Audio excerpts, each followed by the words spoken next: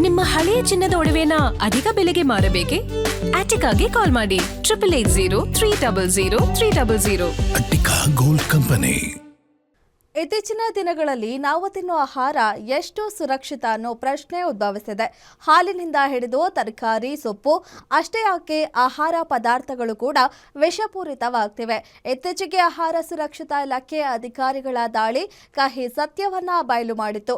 ಇದರ ಬೆನ್ನಲ್ಲೇ ಪನ್ನೀರ್ ಕೂಡ ಡೇಂಜರ್ ಅನ್ನೋ ಮಾಹಿತಿ ಹೊರಬಿದ್ದಿದೆ.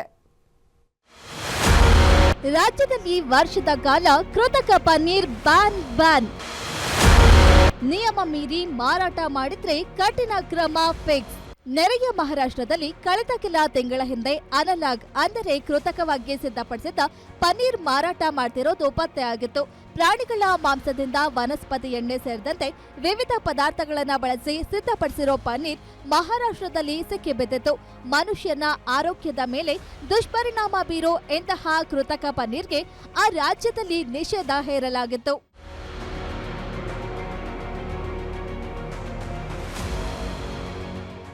ಯಾವಾಗ ನೆರೆ ರಾಜ್ಯದಲ್ಲಿ ಪತ್ತೆಯಾಯಿತು, ನಮ್ಮ ರಾಜ್ಯದಲ್ಲೂ ಆಹಾರ ಸುರಕ್ಷತಾ ಇಲಾಖೆ ಅಧಿಕಾರಿಗಳು ದಾಳಿ ನಡೆಸಿದ್ರು. ಈ ವೇಳೆ ಯಾವುದೇ ಕೃತಕ ಪನ್ನೀರ್ ಪತ್ತೆಯಾಗಲಿಲ್ಲ.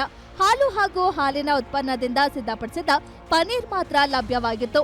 ಹೀಗಿದ್ರೂ ಮುನ್ನೆಚ್ಚರಿಕಾ ಕ್ರಮವಾಗಿ ಆರೋಗ್ಯ ಇಲಾಖೆ ರಾಜ್ಯಾದ್ಯಂತ ಕೃತಕವಾಗಿ ಸಿದ್ಧವಾದ ಪನ್ನೀರನ್ನ ಮಾರಾಟ ಮಾಡದಂತೆ ಆದೇಶ ಹೊರಡಿಸಿದ್ದು, ಮುಂದಿನ 1 ವರ್ಷಗಳ ಕಾಲ ಇದು ಜಾರಿಯಲ್ಲಿ ಇರುತ್ತೆ ಅಂತಾನು ತಿಳಿಸಿದೆ. ನೋಡಿ, ಕೃತಕ ಪನ್ನೀರು ತಯಾರಿಕೆ ನಮ್ಮ ರಾಜ್ಯದಲ್ಲಿ ಇಲ್ಲ, ಭಾಳ ಕಡಿಮೆ. ಎಲ್ಲಿ ಪನ್ನೀರ್ಗೆ ವೆಜಿಟೇರಿಯನ್ ಅಲ್ಲಿ ಜಾಸ್ತಿ ಡಿಮಾಂಡ್ ಇರ್ತದೆ, ಮಹಾರಾಷ್ಟ್ರ, ರಾಜಸ್ಥಾನ್, ಗುಜರಾತ್, ಇಲ್ಲಿ ಅದು ವ್ಯಾಪಕವಾಗಿ ಇರುವಂಥದ್ದು. ನಮ್ಮಲ್ಲಿ ನಾವು ಭಾಳಷ್ಟು ರೇಟ್ ಮಾಡೋ ಸಂದರ್ಭದಲ್ಲಿ ಇದು ಏನು ಪನ್ನೀರ್ ಹೇಳ್ತೇವೆ, ನಮ್ಗೆ ಸಿಕ್ಕಿದ್ದು ಭಾಳ ಕಡಿಮೆ.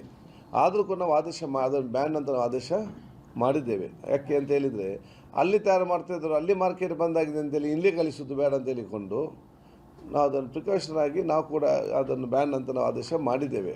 ಮತ್ತು ಕೃತಕ ಎಲ್ಲೋ ಬ್ಯಾನೆ, ಅದಕ್ಕೆ ಹೊಸತೊಂದು ಆದೇಶ ಬೇಡ. ಕೃತಕ ಪನ್ನೀರ್ ಇರಲಿ, ಕೃತಕ ಜ್ಯೂಸ್ ಇರಲಿ, ಯಾವುದು ಕೃತಕ ಬಂದಿದೆಯಾ ಅದೆಲ್ಲ ಕೂಡ ಆಟೋಮೆಟಿಕ್ ಬ್ಯಾಂಡ್ ಫಸ್ಟಿಗೆ, ಅದಕ್ಕೆ SD ನೋಟಿಸ್ ಬರಬೇಕಂತ ಇಲ್ಲ.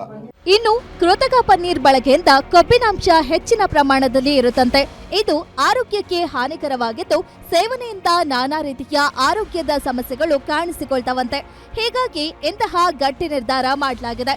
ಕಡಿಮೆ ವೆಚ್ಚದಲ್ಲಿ ಕೃತಕ ಪನ್ನೀರ್ ಸಿದ್ಧಪಡಿಸಿ ಗ್ರಾಹಕರ ಆರೋಗ್ಯದ ಮೇಲೆ ಚೆಲ್ಲಾಟವಾಡ್ತಿರೋ ಹೋಟೆಲ್ ಹಾಗೂ ಮಾಲೀಕರಿಗೆ ಇಲಾಖೆ ಆದೇಶ ಬಿಸಿ ತುಪ್ಪವಾಗಿದೆ.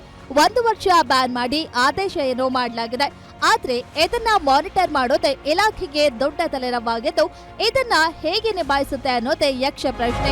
ಉಲ್ಲಾಸ್ ಎಸ್ ಕಿರುವಾಸೆ, ಗ್ಯಾರಂಟಿ ನ್ಯೂಸ್, ಬೆಂಗಳೂರು.